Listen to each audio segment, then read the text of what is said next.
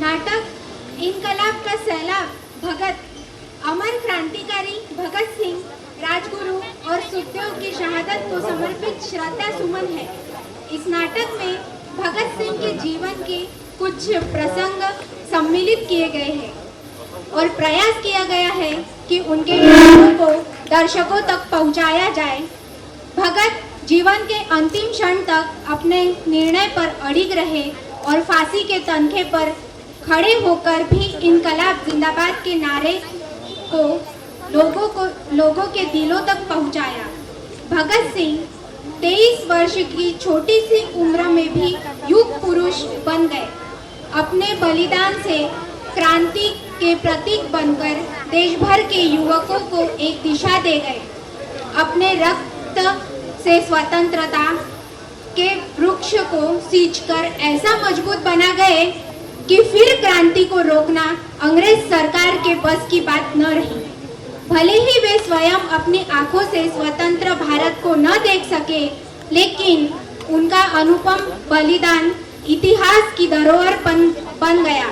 आज भी जब हम इनकलाब जिंदाबाद का नारा सुनते हैं तो भगत सिंह हमारे दिल दिमाग पर छा जाते हैं। नवीन प्रयोगों के अंतर्गत भगत सिंह द्वारा जेल से लिखे गए कुछ पत्रों और गीतों भी सम्मिलित किया गया है। इनकलाब जिंदाबाद।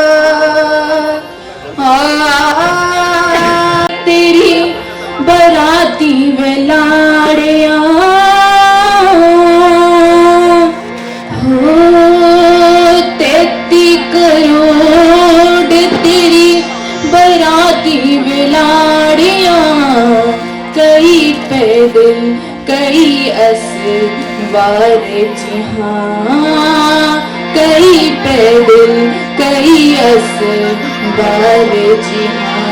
हो ऐसी बारात कभी चढ़ी ना चढ़ी होगी, ऐसी बारात कभी चढ़ी ना चढ़ी होगी। अब भी होया है तैयार जहाँ, रब भी होया है तैयार जहाँ।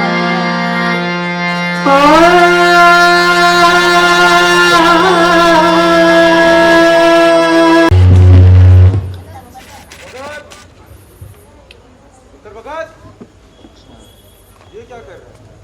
दादी बंदूकें बो रहा हूँ। बंदूकें बोएगा तो गोलियों के फल लगेंगे क्या? और उसे खाएगा कौन?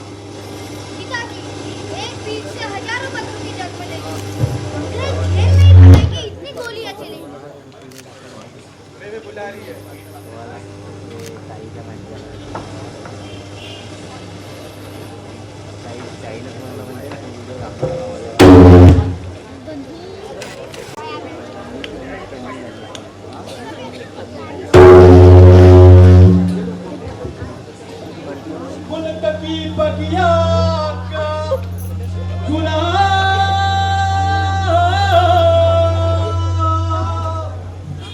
शहीदों के चेहरे की याद, फिरंगी सरकार का संताप।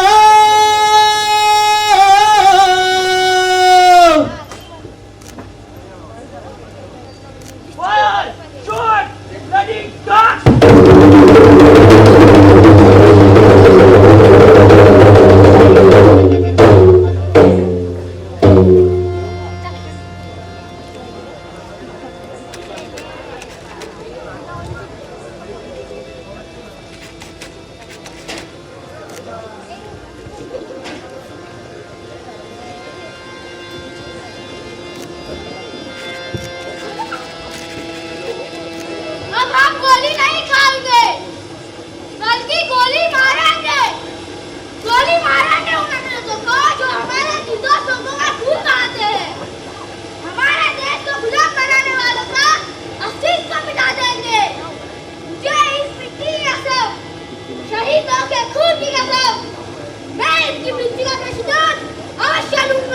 इनकलाब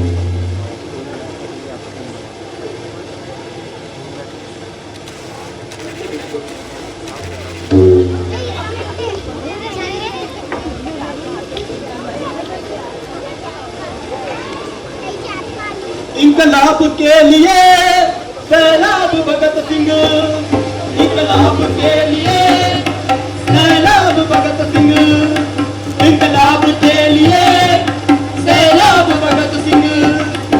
जलियांवाला बाग ने जिसको किया बेचैन, देश की आजादी पर जिसके टिके हुए थे। जलियांवाला बाग ने जिसको किया बेचैन, देश की आजादी पर जिसके टिके हुए थे।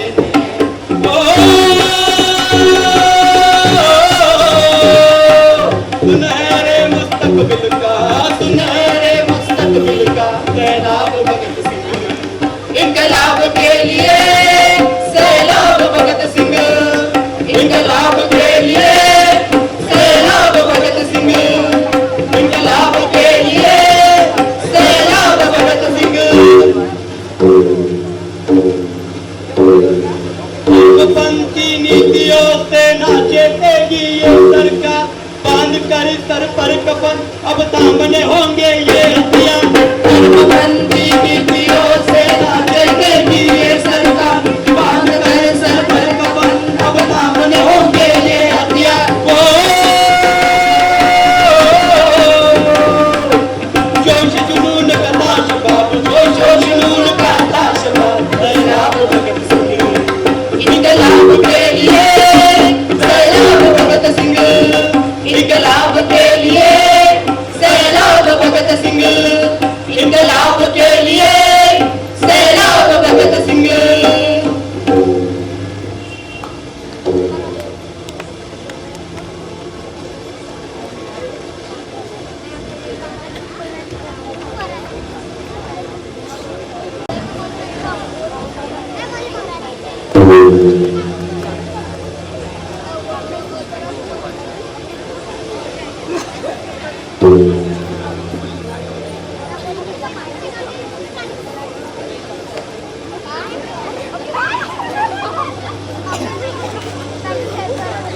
सहयोग आंदोलन अर्थात सरकार के साथ किसी भी प्रकार के सहयोग से इनकार करते हैं। ये आंदोलन किसी व्यक्ति विशेष के लिए नहीं है, इसमें संपूर्ण भारत और भारतवासियों की जीत नहीं है। इसकी पृष्ठभूमि पूर्णतः अहिंसात्मक है।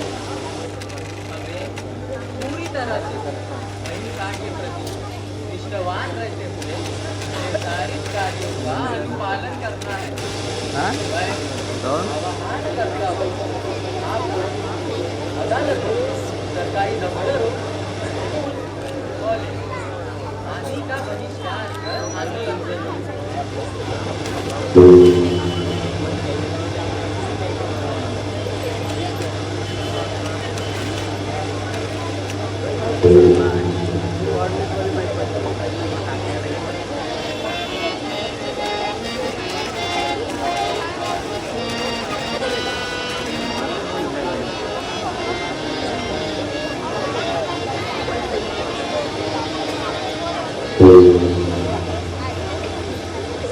इन शब्दों का भगत सिंह पर गहरा असर हुआ। भगत सिंह और उनके कुछ मित्रों ने स्कूल छोड़ दी और 14 वर्ष की उम्र में आंदोलन में कूद पड़े। स्वदेशी का प्रचार और विदेशी का बहिष्कार इस आंदोलन के कार्यक्रम में शामिल हुए। उन्हें विदेशी वस्त्रों की होली कराने में विशेष आनंद आता। वे अपनी उम्र में लड़कों की टोली बनाकर घर घर से विदेशी वस्त्र मांग कर लाते, उनका धूमधाम से जुलूस निकालते और किसी चौराहे पर उन वस्त्रों की होली जलाते। अग्नि की लपेटें इस प्रकार उठ रही थी मानो गुलामी के पेड़ों को जला डालने के लिए बेचैन हो गए।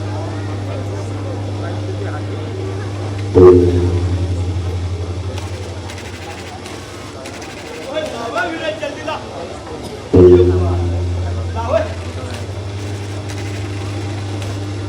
कितनी मिली करती है?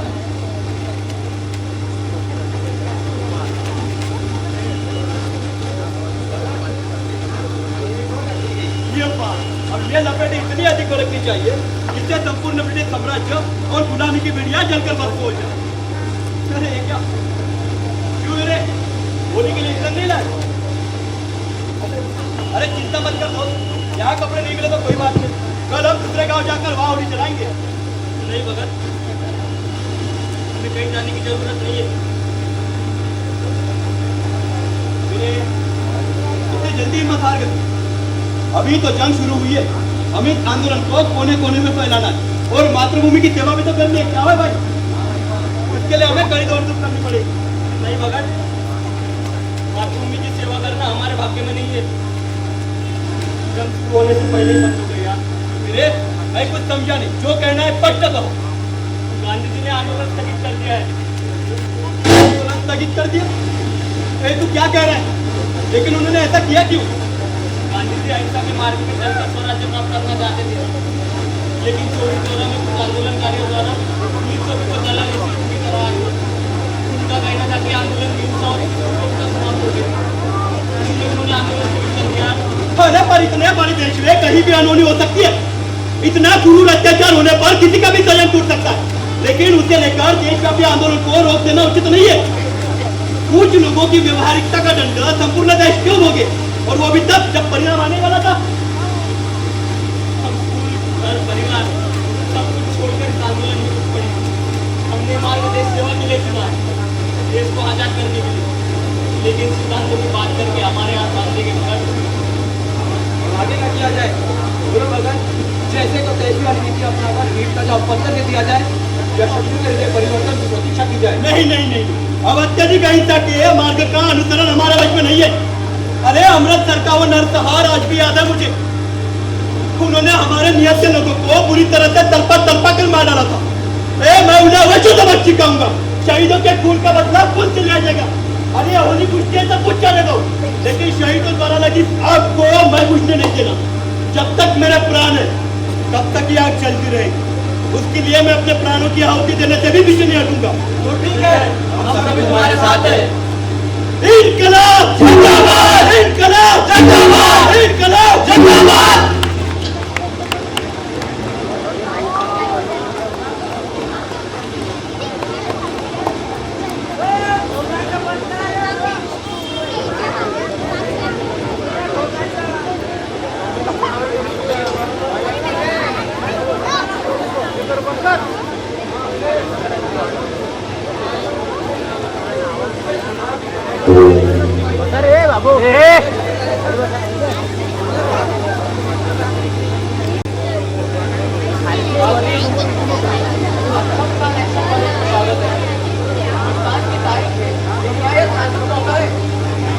भविष्य के वास्ते जहाँ फैसले करते हैं, हमारी कौन सा रास्ता अपना है, हिंसा या अहिंसा?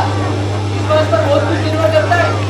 हमें आज़ादी जल्दी कैसे मिल सकती है, विदेशी दुश्मन होते हैं हम कैसे छुटकारा पा सकते हैं? उम्मीद है इस विषय पर आज के नौजवान आगे रोशनी डालेंगे। सदन की राय में साम्राज्य की ताकतों को पहला हरा जा सकता है। मैं मुझको बोलने वाले नेता जय देव बात कर शुरू करने की दावत देता हूँ। आइए जय देव।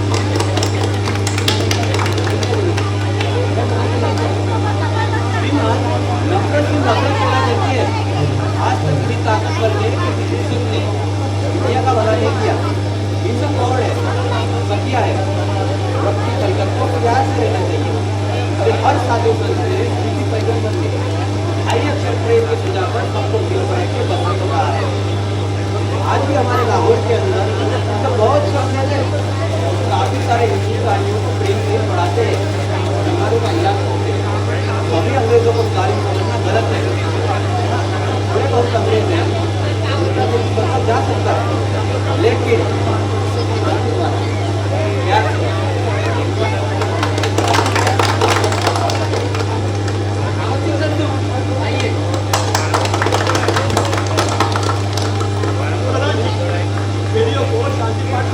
नहीं बनाया। मेरा मतलब है कि अहिंसा के जरिए किसी तालीम का दिल नहीं बदला सकता। अभी अभी जो मेरे बिलमुकाबिल साथी अपना विचार रख रहे थे ना, वो मजहब के बारे में, जिंदगी के बारे में, समाज के बारे में चिंता नहीं समझ। अरे ये लोग तो अर्जुन की तरफ कुरुक्षेत्र में कानून फेंके। दुर्योधन का मन नहीं बदला जा सकता। मगर दुर्योधन हिंसा से नहीं हटा। अरे महान छत्रपति शिवाजी महाराज को भी मुगलों के खिलाफ तलवार उठानी पड़ी। बंदा बहादुर को सिरत की तेज पकड़ा, कामगारों को, मजदूरों को सदियों से रजवाड़े चबाते आ रहे। आखिर उन्होंने हथियार उठाए और फ्रांस के अंदर इनकलाब लिया। लेनिन रूस में किस तरीके से इनकलाब लाया? लफ्जों से, खोखले भाषणों से। लाल क्रांति लेनिन लाया बंदूकों से, तोपों से, किसानों और कामगारों के जत्थेबंदी।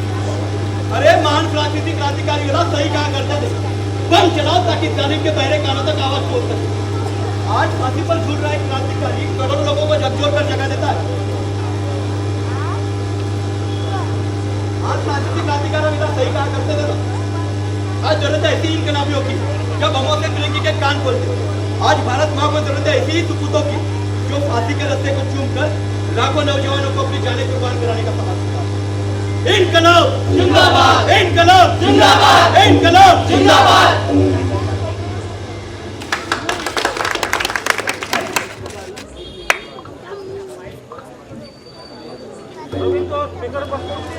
पर गहरा असर हुआ।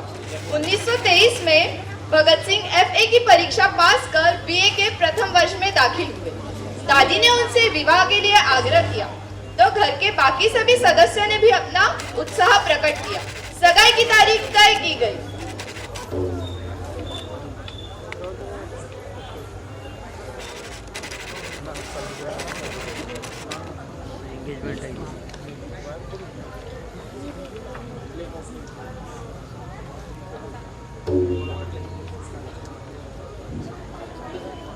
पिताजी, आप तेजा सिंह जी के साथ किसके विवाह की बात कर रहे हैं? आओ,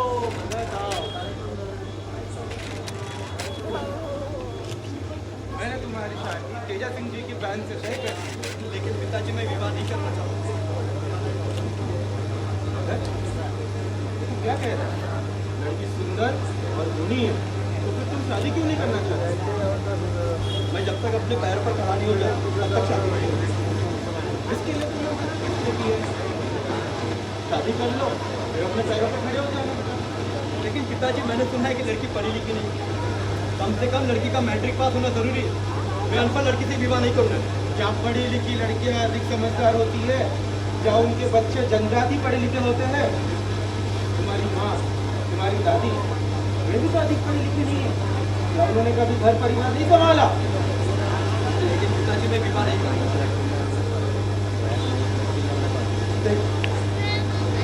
तू विवाह करे ये इच्छा तुम्हारी माँ और दादी की भी है। लेकिन पिताजी आप सबके पारिवारिक भावनाओं को मत दें। जबकि सारा देश हम देशभक्तों से अपने उद्धार की आशा लगाए बैठा है, हमें इनके बारे में भी तो सोचना चाहिए ना। तेजा सिंह जी को वचन दिया है मगर इसके ऊपर मैं एक बात नहीं सुनना चाहता। तुम्हारी शादी होती रहेगी मगर। लेकिन पिताजी, अरे पिताजी, पिताजी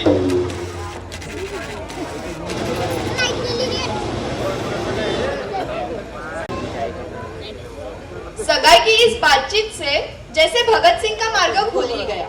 तैयारी पहले से थी ही। अब घर में रहने का मतलब था विवाह के जुए के नीचे आना।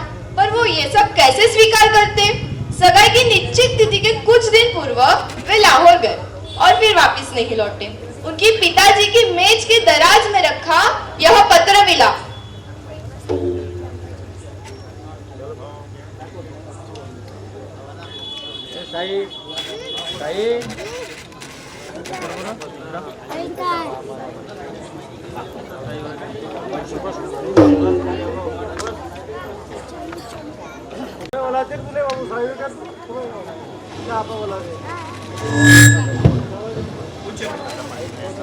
मेरी जिंदगी का मकसद है आला यानी आज़ादी हिंद के असूल के लिए वक्फ होना। इसीलिए मेरी जिंदगी में आराम और दुनियावी बादशाह जुबान से कही। आपको याद होगा कि जब मैं छोटा था तो दादाजी ने मेरे यज्ञोपवीत के वक्त ऐलान किया था मुझे खिदमत वतन के लिए वक्फ कर दिया गया था।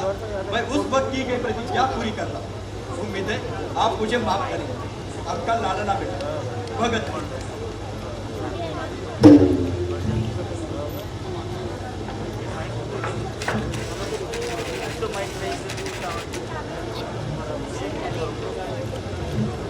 घर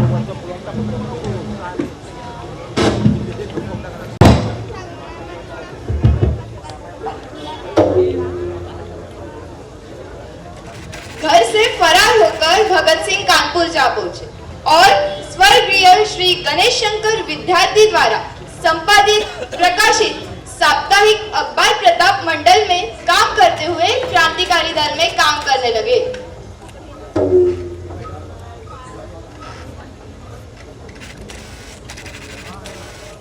इनकलाब जिंदाबाद, इनकलाब जिंदाबाद, इनकलाब जिंदाबाद, इनकलाब जिंदाबाद।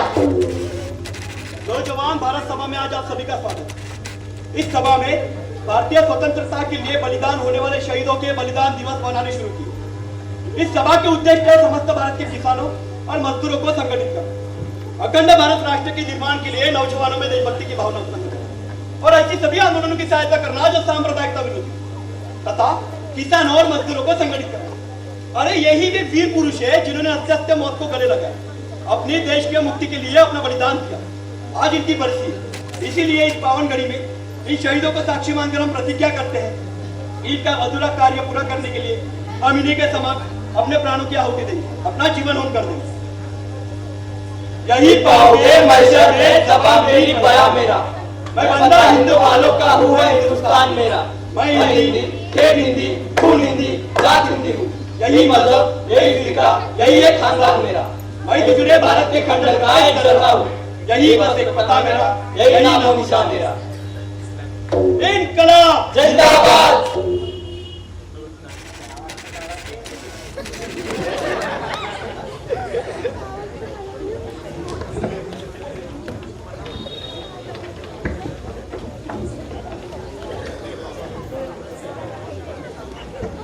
साइमन वापस जाओ, गो बैक, साइमन वापस जाओ, Simon go back, Simon go back, Simon go back, Simon go back, Simon go back, Simon go back, Simon go back. Lalaji, Lalaji. इनकलाब। लालाजी पर पड़ी चोटों और उनके मृत्यु से जो राष्ट्र का अपमान हुआ है उसका बदला लिया जाएगा।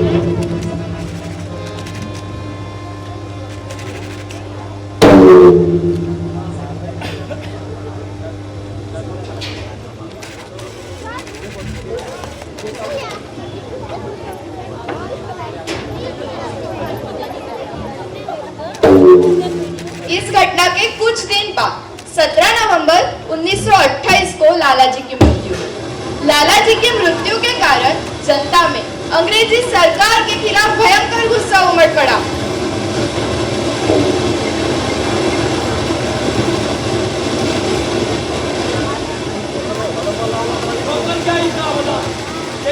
की मौत से लाला लाजपत राय की हत्या का बदला ले लिया गया है। आज संसार ने देख लिया है कि हिंदुस्तान की जनता निष्प्राण नहीं हो गई है, वो अपने राष्ट्र के सम्मान के लिए अपने प्राणों की बाजी लगा सकती है।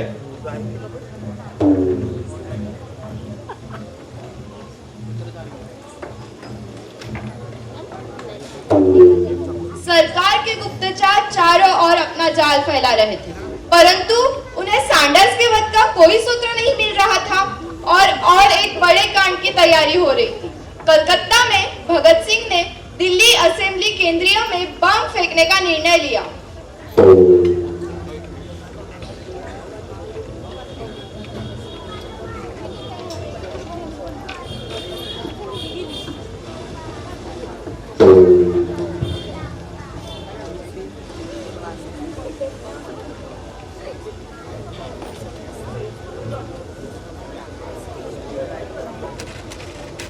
आज हमारे वायसरॉय ने विशेषाधिकारी का उपयोग करते हुए जन सुरक्षा बिल और औद्योगिक विवाद बिल पास किया है। यह बिल तत्काल प्रभाव में आ जाएगा। और इनकलाब जिंदाबाद, साम्राज्यवाद का नाश हो। इनकलाब जिंदाबाद, साम्राज्यवाद का नाश हो। इनकलाब जिंदाबाद, साम्राज्यवाद मुर्दाबाद। इनकलाब जिंदाबाद, साम्राज्यवाद मुर्दाबाद। इनकलाब जिंदाबाद, साम्राज्यवाद मुर्दाबाद। इनकलाब जिंदाबाद, साम्राज्यवाद मुर्दाबाद। इनकलाब जिंदाबाद, साम्राज्यवाद मुर्दाबाद। इनकलाब जिंदाबाद, साम्राज्यवाद मुर्दाबाद।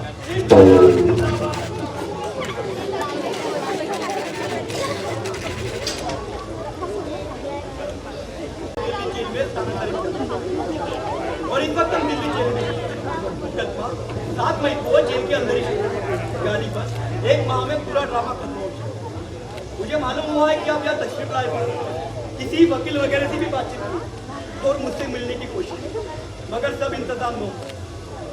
मुलाकात आप जिस दिन तशरीफ लाओ हो सके। घर के सब हालात तो आपसे मिलने पर ही मालूम होगा।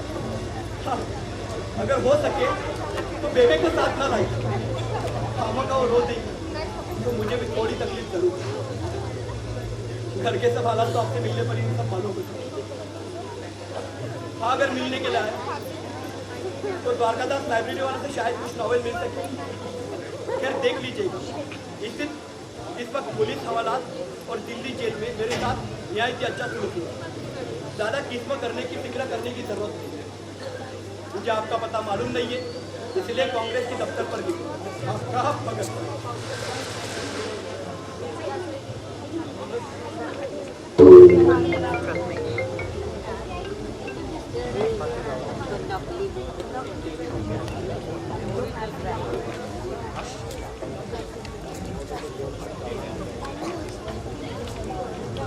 सिर्फ एक वजह करके दी है। Yes sir. लाहौर में कई गिरफ्तारियां हो चुकी है। बम बनाने वाला ग्रुप पकड़ा गया है। यह साजिश पूरे मुल्क में फैली है। हम दूसरे शहरों वाली बम फैक्ट्री पकड़ना चाहते हैं। रिवॉल्यूशनरिस्ट को भी गिरफ्तार करना चाहते हैं। सो तुम पूरी बातचीत का रिकॉर्ड रखना। Yes sir. खासकर सीक्रेट गुफ्तगू कोड वर्ड्स का भी इस्तेमाल कर सकते हैं। Sure sir. मुकम्मल चौकसी चाहिए। Yes sir. Fine, let's go.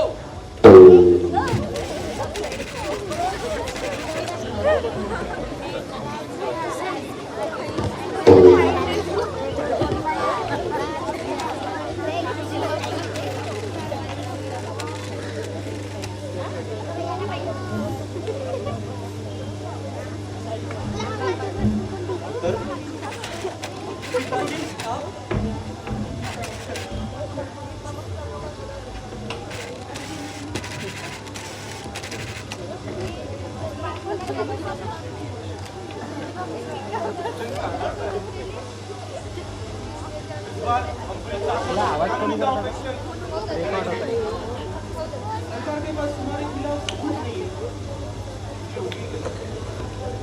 मुझे उम्मीद है बेटा कि इस बार अदालत में हमारी दलीलें सुनी जाएगी और ये जो जज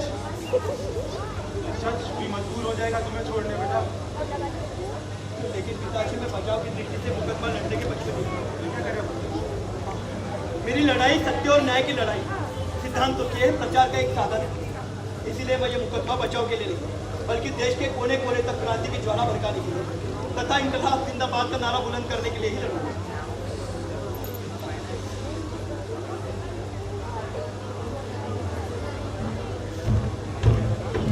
पिताजी, आपने मेरी पीठ पर छुरा फूंका। अगर ये बात कोई और की बात तो मैं उसे गद्दार से कहूंगा।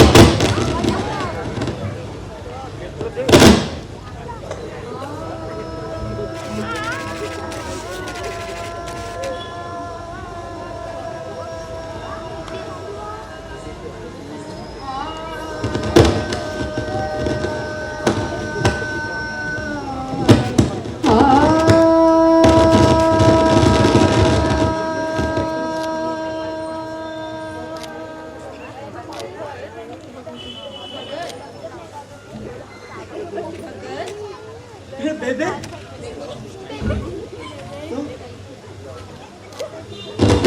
ना हो बेबे, तेरे आंखों में आंसू अच्छी नहीं लगती। तेरा रोना मुलाकात का वक्त खराब करता है। मेरे लाल मुझे चैन नहीं पड़ता तेरा। क्या करूं? मैं तेरा जिगरा करती हूँ, रहा ही नहीं जाता। राती राती उन्होंने तो रो रो कर आंखें गंवाई। बस घाट पकड़नी है। कभी कभी तो पाठ संध्या करना भी भूल जाती हूँ। तेरी चाचियाँ तो मेरा मुंह देखने के लिए तरसती हैं। जो तेरी प्यारी बहन हो, मेरी देव बड़ी मुश्किल से रेलगाड़ी से उतारी। बेबे तू फिर घर आ गया? हाँ, आ गई। 10,000 की जमानत है। बच्चों पर भी जुल्म उठाती है फिरंगी कुत्ते। जालिम का बेड़ा भरकर ही डूबा करता है। पर मुझे यकीन है मेरा भगत लौट कर आएगा।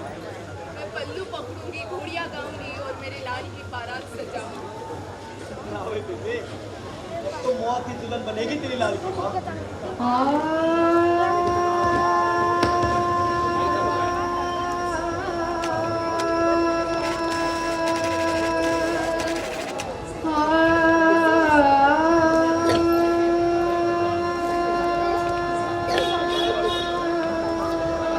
जनाब, मुलाकात का वक्त ऊपर हो चुका है।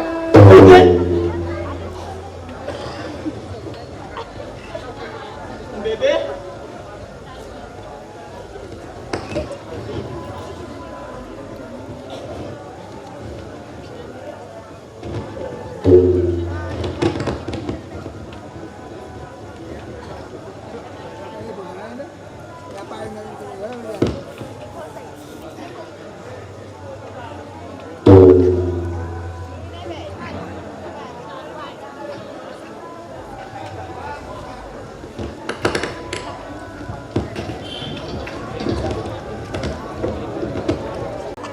इनकलाब जिंदाबाद, साम्राज्यवाद मुर्दाबाद। इनकलाब जिंदाबाद, साम्राज्यवाद मुर्दाबाद। माय लॉर्ड, मैंने मुस्लिमों को बम फेंकने देखा। गैलरी विजिटर्स से भरी हुई थी। कंट्रोल सेंट्रल असेंबली के सामने था। फिर भी राय अपनी स्पेशल पावर्स का इस्तेमाल करके ब्रेकफास्ट का डिक्लेयर करने वाला था। सो मैं और गैलरी में नजर रखी हुआ। छोट बोला जोर जनाब। मिस्टर टेरी, क्या इन्होंने ये लाल पर्चे हॉल के अंदर बिखेरे? Yes sir. जनाब, मैं कुछ गैलरी में मिस्टर टेरी, दो लोग हम पट्टी के 5 मिनट बाद दाखिल हुए। अब कहीं डरते टेरी साहब अंदर घुसे। तेरी तो डर से कांप रहा था। इसकी तो निकल की लो चुकी थी। मैंने इसे और जॉनसन को तसल्ली दी कि घबराओ नहीं, हम किसी बंदे की जान नहीं लेना चाहते। अरे हम तो खुद दुनिया को बताएंगे कि बम हमने फेंके थे। माय लॉर्ड, टेरी जैसे किसी अफसर की गवाही पर सारी पार्टी को सजा नहीं होगी। सर, हम कसम खाता, हमने कोर्ट को पूरा सच बताया। हम खामों का किसी बंदे की जान ड्रामेबाज। Thank you. अपने ऊपर लगे इन आरोपों के बारे में तुम कुछ कहना चाहते हो? जी हाँ, ये सबूत और ये सब गवाही सब बनावटी। इसका मतलब है कि तुमने असेंबली में बम नहीं फेंके? जी नहीं, बम हम नहीं फेंके थे, लेकिन जैसा कि गवाह कहते हैं वो सही नहीं है। उन्होंने हमारे हाथ से रिवॉल्वर छीने नहीं थे, हमने उसे स्वयं एक और रख दिया। लेकिन बम फेंककर लोगों को मारने का भयंकर अपराध किया है तुमने। उससे तुम इनकार नहीं कर सकते। ये आरोप भी गलत है। हमें किसी एक व्यक्ति से नफरत नहीं, ना बदला लेने का इरादा। अगर छुपाकर पिस्टल अंदर ले गए, इंटेंशन जरूर किसी का कत्ल करने की होगी। बिल्कुल नहीं जनाब, हमें किसी एक व्यक्ति से नफरत नहीं। हम मनुष्य जीवन को पवित्र समझते हैं। हम का किसी बंदे की जान नहीं लेना चाहिए। यदि हमें बमों की ताकत का कोई ज्ञान न होता तो हम देश के सम्मानित नेताओं की उपस्थिति में बम क्यों फेंकते? मैं लॉर्ड, इस हालात पर हम ये समझते हैं कि हमें ठीक तरह से समझा नहीं गया। हमारी क्रांति मात्र हिंसा पर आधारित नहीं, कल्याणकारी व्यवस्था द्वारा किया जाने वाला नवनिर्माण ही एक सच्ची क्रांति है। हम सिर्फ साम्राज्यों की चेतावनी देना चाहते हैं। तुम्हारी इंटेंशन कुछ भी हो, वायलेंस का इस्तेमाल जायज नहीं। साम्राज्यवादी राष्ट्रसत्ता एक तो व्यक्तियों को मसल सकती है, उसको नष्ट कर सकती है, लेकिन उससे उनके विचारों, उनकी अवधारणाओं को और उनके सिद्धांतों को नष्ट नहीं किया जाता। अरे बहरों को सुनाने, उनको समय पर चेतावनी देने के लिए हम लोगों ने बम की विस्फोट आवाज को बुलंद किया और ये आरोप हम स्वीकार करते हैं। इसके लिए हम हर तरह की सजा भोगने के लिए तैयार हैं। इनकलाब! इनकलाब! जिंदाबाद! जिंदाबाद, इनकलाब जिंदाबाद, इनकलाब जिंदाबाद, इनकलाब जिंदाबाद। Order order. मुलजिमों के इकबालिया बयानों से जाहिर है ये लोग ब्रिटिश सरकार के खिलाफ जंग छिड़े हुए हैं। ये लोग मुल्क के समाज के दुश्मन है, खतरनाक अपराधी है। आईपीसी दफा 307 के मुताबिक एक्सप्लोजिव एक्ट के आर्टिकल 3 के मुताबिक भगत सिंह और बटुकेश्वर दत्त को उम्र कैद बामुशक्कत दी जाती है। Court is dismiss.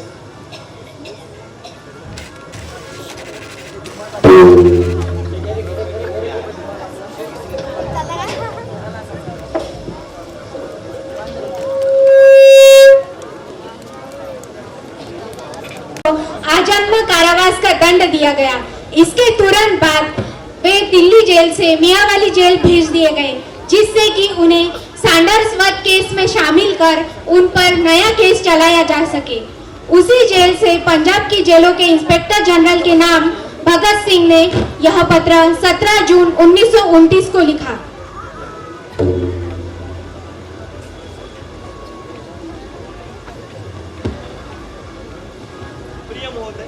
इस सच्चाई के बावजूद इस सैंडल शूटिंग केस में दूसरे नवयुवकों के साथ मुझ पर भी एक मुकदमा चलेगा।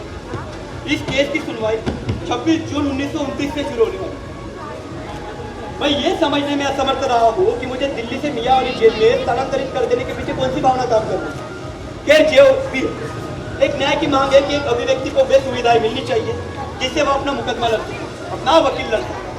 किंतु यहाँ रहते हुए मैं अपने पिताजी तथा अन्य रिश्तेदारों से संपर्क करना चाहता हूँ। ये स्थान काफी अलग थलग है, लाहौर से काफी दूर है और रास्ता भी कठिन है। आशा है इस पर शीघ्र ध्यान दिया जाए। आपका भगत सिंह।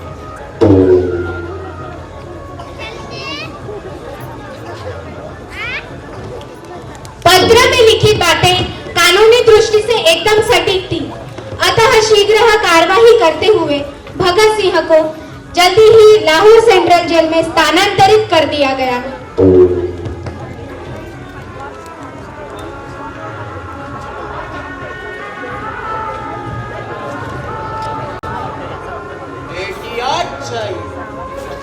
ये लोग चालबाज हैं। पिछली बार जो कुलबीर की उम्र 10, 11, 12 साल बताई थी, 5वीं जमात में पढ़ता है। होम सेक्रेटरी सोचता है कोडवर्ड्स से इनके जरिए भगत सिंह को खुफिया मैसेज दिया गया। सर, मैं पूरी मुलाकात को चौकसी से नोटिस करूंगा। भगत सिंह के धार्मिक विचारों का पता लगाओ। ये अजीब अनार्किस्ट लगते हैं। एक तरफ गीता पढ़ना, दूसरी तरफ बम चलाकर इनोसेंट लोग का कत्ल करना। सर, भगत रोज गीता पढ़ता है, बाल गंगाधर तिलक का लिखा हुआ, साथ में कुछ लिखता रहता है। यस, तिलक खतरनाक था। गुना में छापे का ब्रदर्स ने हमारे अफसर्स का कत्ल किया। तीनों हैंग हुआ था। तिलक के ग्रुप के थे। सो इनकी बातचीत से इनकी फिलॉसफी का पता लगाओ, जो इस तोड़-फोड़ की राजनीति के पीछे काम करती है। सर, ये लोग बड़े कट्टर हैं। इनका असली मजहब सिर्फ आजादी लेना है। ध्यान से सब पता लगाओ। Yes sir. Let's go.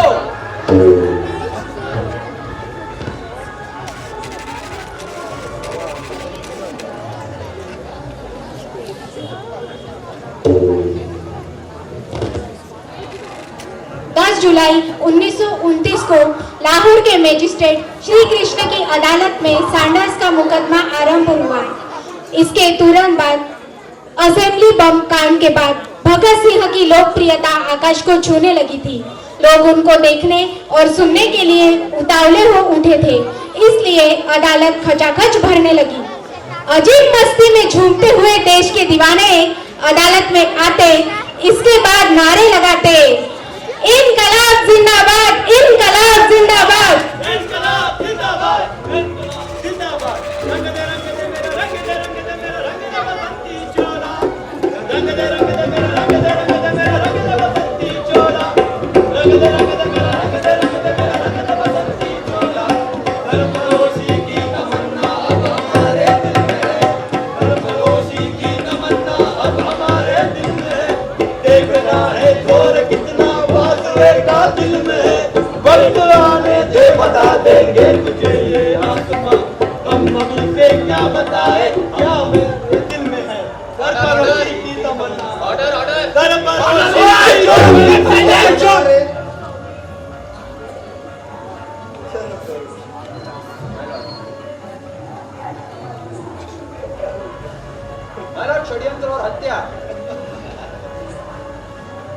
डकैती और बमों के निर्माण। बाप रे बाप, डकैती।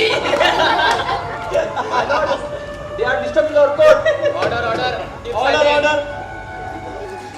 डकैती और बमों के निर्माण, डकैती और बमों के निर्माण, बमों के प्रयोग तथा बमों के प्रयोग तथा आगे बमों के प्रयोग तथा आगे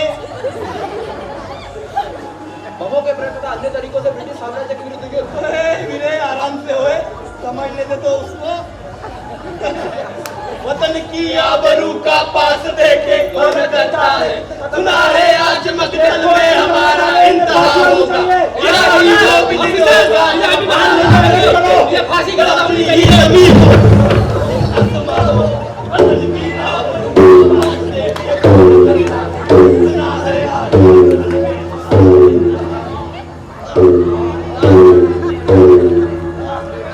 पुलिस के द्वारा लातों, घूसों और दंडों से अभियुक्तों की पिटाई की गई।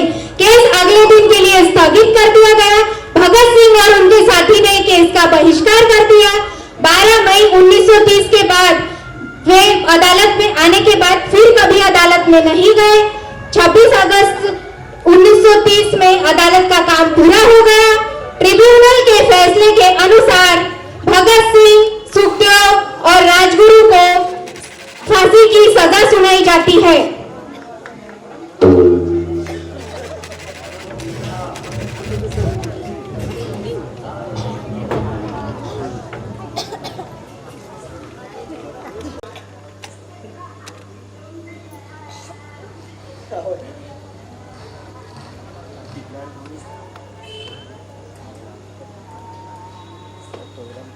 मैं कल ड्राफ्ट लेकर आता हूँ। देश के लिए तुम्हारा कोई आखिरी संदेश? इनकलाब जिंदाबाद, साम्राज्यवाद मुर्दाबाद।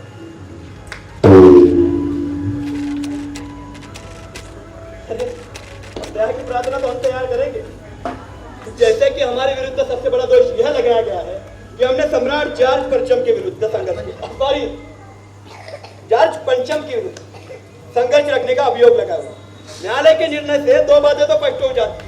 प्रथम यह कि भारतीय जनता और अंग्रेजी जातियों के मध्य संघर्ष चल रहा है, और दूसरी यह कि हमने निश्चित रूप से इस युद्ध में भाग लिया। अब बस ये कहना चाहते हैं कि युद्ध छिड़ा हुआ है और यह लड़ाई तब तक जारी रहेगी जब तक कि कुछ शक्तिशाली व्यक्तियों का हिंदुस्तान की जनता और श्रमिकों के आय के साधनों पर एकाधिकार बना रहेगा। बहुत संभावना है कि यह युद्ध भयंकर रूप धारण करे और यह लड़ाई तब तक समाप्त नहीं होगी जब तक कि समाज का वर्तमान ढांचा समाप्त नहीं हो जाता, प्रत्येक वस्तु में परिवर्तन या क्रांति नहीं हो जाती और मानव युग का एक नवीन जीवन में सूत्रपात नहीं हो जाता। जहाँ तक हमारे भाग्य का संबंध है, हम जोरदार शब्दों से आप लोगों से ये कहना चाहते हैं कि आपने हमें फांसी पर लटकाने का निर्णय कर लिया है। आप ऐसा करेंगे, आपके हाथों में शक्ति है और आपको अधिकार प्राप्त है, परंतु आप जिसकी लाठी उसकी भैंस वाला सिद्धांत अपना रहे। हमारे अभियोग की सुनवाई इस बात को स्पष्ट करने के लिए पर्याप्त है कि हमने आपसे किसी दया की प्रार्थना नहीं की और अब भी हम आपसे किसी दया की प्रार्थना नहीं करते। अरे हम तो केवल आपसे सिर्फ एक प्रार्थना करना चाहते हैं। न्यायालय के निर्णय से हमारे विरुद्ध युद्ध रखने का अभियोग लगाया हुआ। इस बात से तो ये जाहिर होता है कि हम युद्धबंदी है। अंततः हम आपसे यह मांग करना चाहते हैं कि हमारे प्रति युद्धबंदी जैसा ही बर्ताव किया जाए और हमें फांसी देने के बजाय गोली से उड़ा दिया जाए।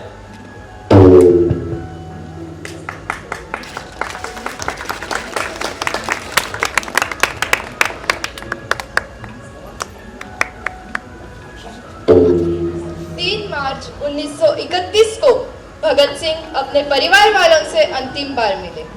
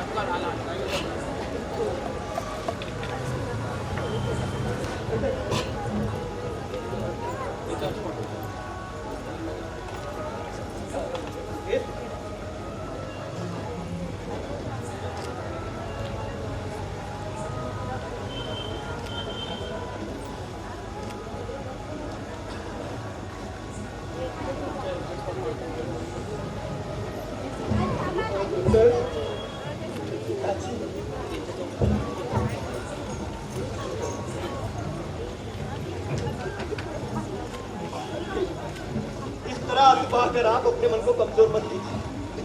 अरे बचपन में आपने ही मुझे कहा था, अन्याय करने वाला अन्याय सहने वाले से बड़ा दोषी होता है। मैंने जीवन भर इसी बात का पालन कर अन्याय का विरोध किया। अब तो मुझे गर्व है कि मैं आपका बेटा हूँ। मुझे आशीर्वाद दीजिए पिताजी। मगर कोई शिकायत नहीं बेटा, गर्व है मुझे।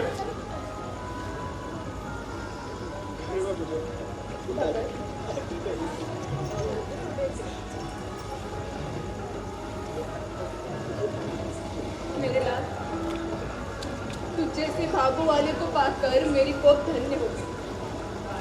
मैं वाहे गुरु से यही प्रार्थना करती हूँ कि मुझे पुत्र के रूप में हर जन्म में भगत ही मिले। अपने जीवन के अंतिम क्षण तक अपने निर्णय पर अड़ी रहे। अरे यहाँ जिसने भी जन्म लिया है उसे कभी ना कभी मरना ही है, पर मुझे गर्व है, मुझे गर्व है तुम इस देश के लिए अपने प्राण न्यौछावर कर रहे हो। गर्व है। बस मेरी यही इच्छा है कि तुम फांसी के फंदे को चूम कर इतनी तेज आवाज में इनकलाब जिंदाबाद का नारा लगाओ कि सोई हुई आवाम भी जाग उठे और तुम्हारा अधूरा काम पूरा करे। आप अपने पुत्र पर विश्वास रखिए। मैं इतने वीरता से मृत्यु का वरण करूंगा कि सदियों से सोया हुआ देश का अभिमान पुनः जागृत हो जाएगा। मैं इस दुनिया से चला जाऊंगा, लेकिन मैं फिर वापस आऊंगा। मैं तब तक बार बार जन्म लेता रहूंगा जब तक कि मेरा देश, मेरे देशवासियों गुलामी की भेड़ियों से आजाद होकर खुली हवा में सांस नहीं लेते। अरे बेबे, मेरा बलिदान व्यर्थ नहीं जाएगा। अरे एक करतार सिंह सराबा की मौत से एक भगत सिंह उठ खड़ा हो सकता है, तो एक भगत सिंह की मौत से लाखों भगत सिंह उठ खड़े होंगे। फिर देश के लिए कुर्बानी देने वाले की तादाद इतनी बढ़ जाएगी कि अंग्रेजों को यहाँ से जाना होगा। बेबे, एक बात बोलूं, जब मुझे फांसी होना तो तुम मत आना। क्यों? अरे बेबे, मुझे तू आएगी, मुझे फांसी पर लटकता देखेगी तो तू रो पड़ेगी, और लोग क्या कहेंगे कि देखो भगत सिंह की मां रो रही है।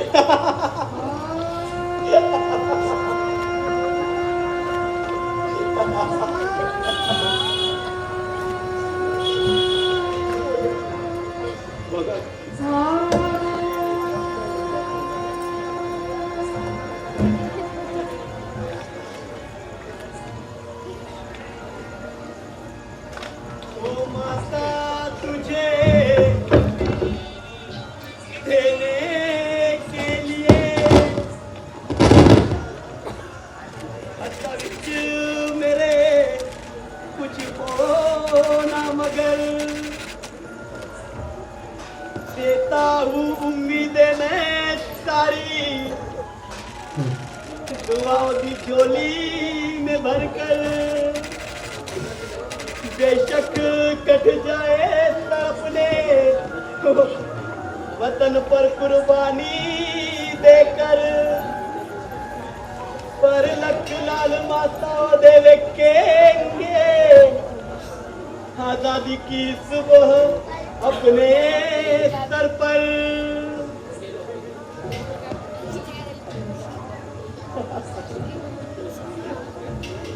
तो जा बेबे आंसू पोंछ तेरे फकर से करियो सबनु खबर, इस प्यारे वतन दी मिट्टी पर क्या कर दी तेरे भगत ने नौछावर।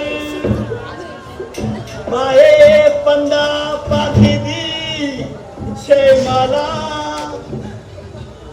आजादी है शौक दुल्हन मेरी, ओ झूम के भंगड़ा पाओ सब, ओ झूम के भंगड़ा पाओ सब, चलने को खड़ी बारात मेरी, चलने को खड़ी बारात मेरी, चलने को खड़ी बारात मेरी। स्वाभाविक है की जिंदा रहने की इच्छा मुझ में भी होनी चाहिए, जिसे मैं छुपाना नहीं चाहता। लेकिन एक शर्त पर मैं जिंदा रह सकता हूँ, मैं कैद या पाबंद होकर जीना नहीं चाहता। अरे मेरा नाम आज हिंदुस्तानी क्रांति का प्रतीक बन चुका। क्रांतिकारी दल के आदर्शों व कुर्बानियों ने मुझे ऊंचा उठा दिया, इतना ऊंचा कि मैं जीवित रहने की स्थिति में इससे ऊंचा हरगिज नहीं हो सकता। अगर मैं आज फांसी से बच गया तो मेरी कमजोरियां जनता के सामने आ जाएगी और क्रांति का प्रतीक चिन्ह मध्यम पड़ जाए, संभवतः मिटी जाए। लेकिन दिलेराना ढंग से हंसते हंसते मेरी फांसी चढ़ने की सूरत में हिंदुस्तानी माताएं अपने बच्चों के भगत सिंह बनने की आरज़ू किया करेगी। फिर देश के लिए कुर्बानी देने वालों की तादाद इतनी बढ़ जाएगी कि उस क्रांति को रोकना साम्राज्यवाद या तमाम शैतानी शक्तियों के बुद्धि की बात नहीं रहेगी। हाँ, एक विचार आज भी मेरे मन में आता है। इस देश के लिए, इस भारत माता के लिए, मानवता के लिए जो कुछ भी हसरतें मेरे दिल में थी, उसका 1000वां भाग भी मैं पूरा नहीं कर सकता। अगर मैं आज स्वतंत्र जिंदा रह सकता तो शायद उसे पूरा करने का अवसर मुझे मिलता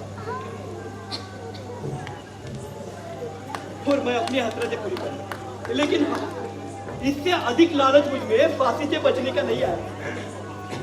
अरे मुझसे अधिक भाग्यशाली कौन होगा? मुझे तो इस बात पर बहुत गर्व है कि मुझसे भाग्यशाली और कोई भी नहीं। अब तो बड़ी बेताबी से अंतिम परीक्षा का इंतजार है। कामना है कि बहुत नजदीक हो।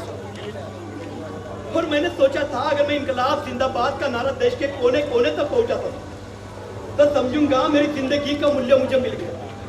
आज तो मैं फांसी की कोठरी में भी अपने उसी नारे की गूंज सुन रहा हूँ। इनकलाब जिंदाबाद, इनकलाब जिंदाबाद, इनकलाब जिंदाबाद, इनकलाब जिंदाबाद, इनकलाब जिंदाबाद, इनकलाब जिंदाबाद, इनकलाब जिंदाबाद, इनकलाब जिंदाबाद, इनकलाब जिंदाबाद, इनकलाब जिंदाबाद। अब मैं समझता हूँ इस छोटी सी जिंदगी का इससे अधिक मूल्य और हो भी क्या सकता।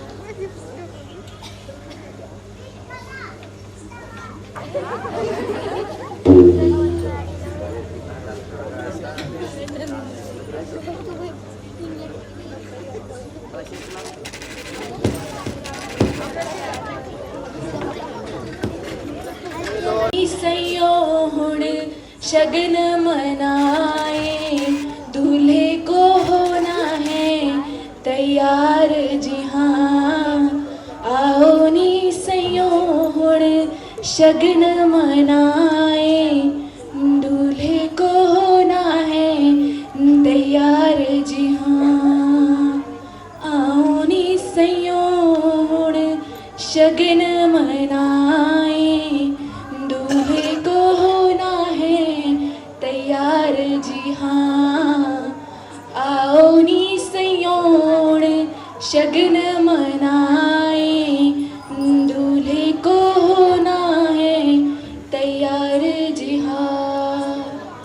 आओ नी सयोण शगन मनाए, दूल्हे को होना है तैयार जी हाँ। आओ सयोण शगन मनाए, दूल्हे को होना है तैयार जी हाँ।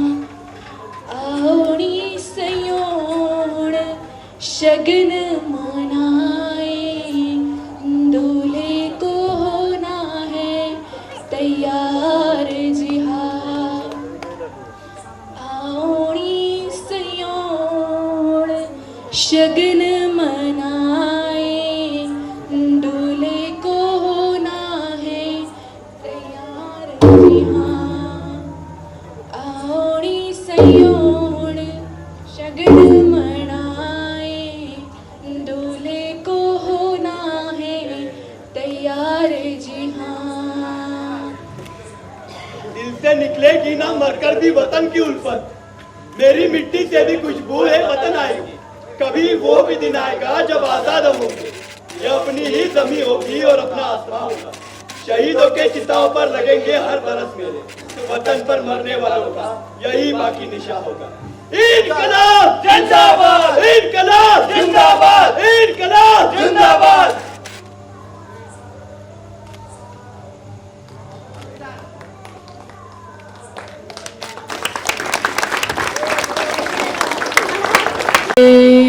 तमन्ना अब हमारे दिल में है, देखना है जोर कितना बाजुए कातिल में है। सरफरोश की तमन्ना अब हमारे दिल में है, देखना हजार कितना बाजुए कातिल में है। वक्त आने पे बता देंगे उन्हें ये आसमां, क्या बताए हम जिन्होंने शौक